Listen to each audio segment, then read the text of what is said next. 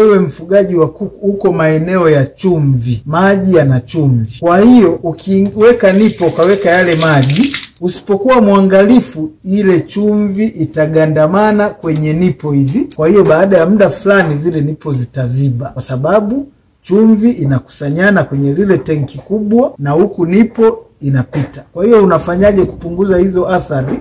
Inatakiwa walau kila baada ya wiki moja unakuja hapa unafungua hii, maji yote yanatoka. Yanavyotoka kwa kasi, kwa hiyo yale machumvi chumvi yaliyogandamana mle yatatoka. Hiyo ni maintenance ya kwanza. Maintenance ya pili, kwa sababu ni chumvi, walau kila baada ya miezi 3 unatafuta fundi wa maji, anaenda anadismantle kule mfumo yale matenki, anasafisha, anatoa yale machumvi madiaba au tenki linakuwa safi, anaunganisha tena ili kuondoa uwezekano wa hizi nipo kuziba. Lakini ikitokea kwamba issue imekuwa chronic, hizi zimeshaziba, basi hapo unaweza ukadismantle mabomba yote, maana ni rahisi, ukasafisha.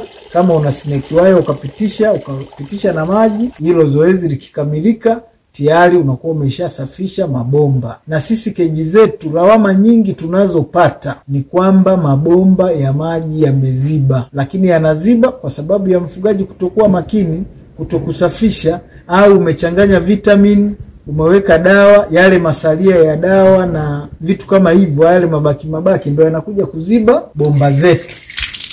Umeona kama hapa maji yanatoka na yana pressure kubwa, kwa hiyo nipo zote zina maji ya kutosha.